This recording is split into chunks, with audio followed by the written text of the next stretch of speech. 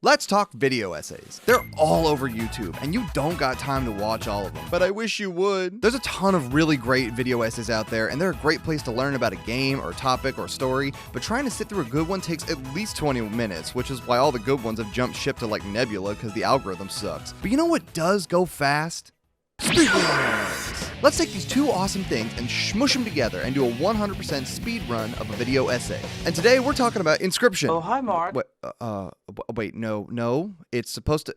What the hell is this game? Where's the Yu-Gi-Oh? So yeah, I just replayed Inscryption because this weird, wacky shotgun game reminded me of how good it is just because it was inspired by its art direction very clearly. And we're gonna speed run and just do a really quick video essay on basically why the game is so great, and it's got great world building, and why Dan Salvato, Dan Mullins, and Toby Fox should all just open a gaming yoga studio together. But we're gonna take that idea of a video essay and we're gonna speed run it fast. The whole idea here is that we're gonna do the entire script in one take and impart all the information a video essay would onto you in that one take. This is mostly so that I can prove to myself I can make a video under 10 minutes that's still really entertaining while also being a weird, novel little idea. Okay, everyone cool with that? Is this premise really stupid? Get on with it! Ready? Go! Inscryption is a horror card battle escape room roguelike meta game thing, wow, from Daniel Mullins. Collect cards and battle terrifying opponents as you try to escape from the clutches of something that you don't understand, and based on the lore-verse of the game, the characters in it don't understand it either. Stab at your own eye, rip out your own teeth, needlessly grind for more shinies to build out your deck. Do whatever you must to win, it's so much fun. Battle against a killer in the woods, a sentient computer, and the concept of a cursed program possibly designed by Satan himself. The game wastes no time in showing its hand in terms of its uniqueness, making you continue your game on boot up rather than start a new one. And right away, you're drowning in atmosphere. It really goes out of its way to establish the creepy vibe from the word go, and no doubt explains why a copycat style and buckshot roulette spawned from it, at least in terms of visuals. The best part is you can't get too comfortable because the game gets really meta and self-aware very quickly, and the art style changes not once, but twice. You'll never fully catch on to what's going on unless you pay really close attention to the distinct card art and the beautifully constructed environments made from many shockingly public assets. You have to pay attention. The gameplay leads you to the best parts of it if you allow it to. Speaking of gameplay, we could stay on it for a while because this game pivots not once, but twice from a simple point-and-click card game to a 2D old-school adventure game to a hyper-future top-down merge of the two with some Dark Souls mechanics. This freaky woodsman and goofy-ass prospector, angler, whatever, sits across from you and threatens certain death. Play cards and defeat him and realize you're inside the game, sort of? Like this is some kind of Doki Doki Sword Art Online. Cards have individual attack and defense stats, and you can sacrifice them for others, thanks Magic the Gathering, and you can bolster and combine them to create hyper-effective OP cards. I'm looking at you, Homunculus. I'm honestly kind of shocked that we don't get more card battle games like this that establish their own story and tone. There's 3 different games in here by itself. All 3 style pivots lead to unique mechanic changes, whether they be using bleed or bones, magic, energy, drop a tooth in the thing, spawn some bunnies, just cheat with the homunculus, whatever. Even in the first third, when it's just a cabin escape room, the game throws new mechanics at you to combine abilities, introduce new energy. Here, have the clover to redo your hand. It throws them constantly. It forces you to learn to integrate everything quickly into your playstyle, because something up ahead will demand your comprehension. Just when you've adjusted to stacking rabbits or ants for damage, bang, they're turned into gold or sharks. Oh, did you finally master blood and bones deck balancing? Psych! Now you have to rely on energy and magic to set up combos. Oh, did you Pokemon snap this freaky dude and thought you beat the game? Well, now it's time for the truest sequel to Pokemon trading card game on Game Boy Color. Dan did that on purpose? Sweet. Oh, and the Magic and Yu-Gi-Oh references are on purpose too. Nice!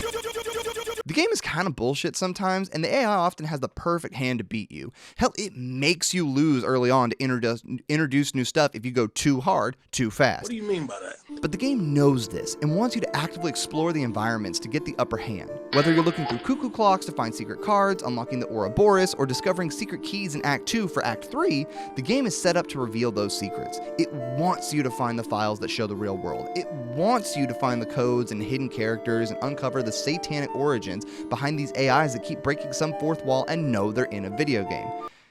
Oh, did I say satanic? Did I say fourth wall?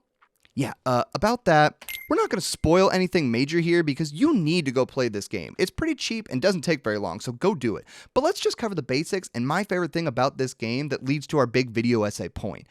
Dan Mullins' games fit together like evil puzzle pieces. I haven't personally played the Hex or Pony Island myself, but I body Vitiated it up and I read up on the characters and the names, the crossover. We understand how lore building works like this.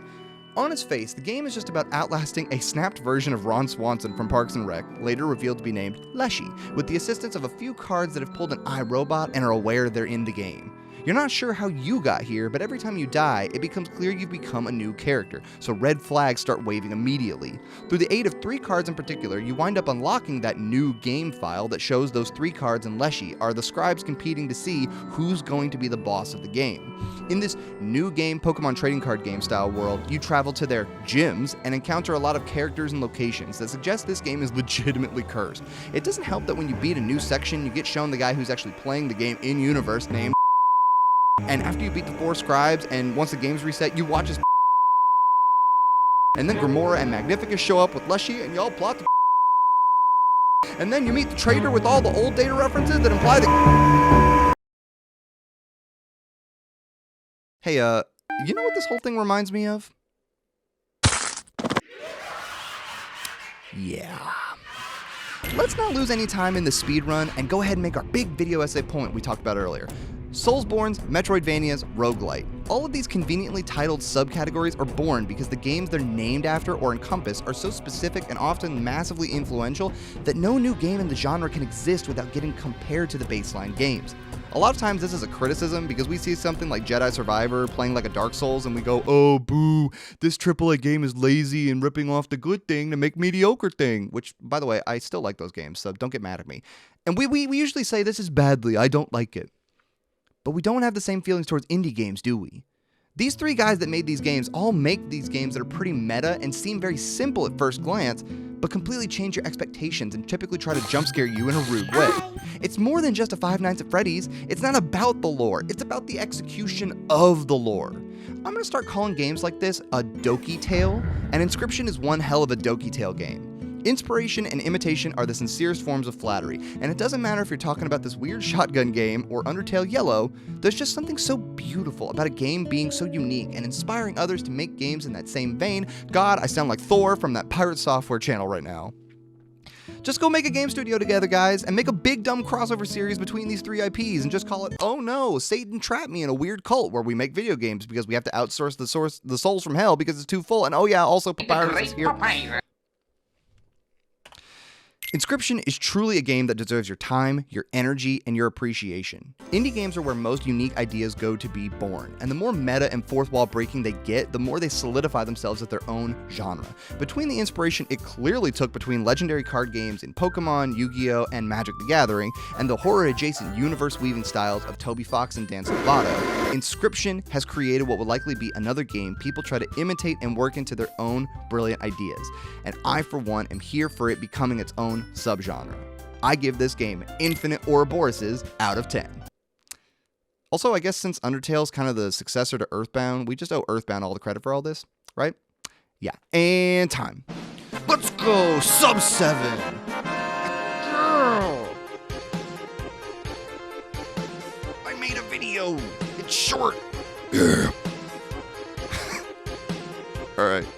I'm stupid. Anyways, yeah, okay. I think that is gonna do it. Thank you guys so much for watching. If you want to see me speedrun a video essay like this because you thought this was cool, please drop a comment down below and let me know what you want me to do. Heck, join the Discord. I have a whole channel where people can yell at me about games I should play. It's really hilarious. It's a great time.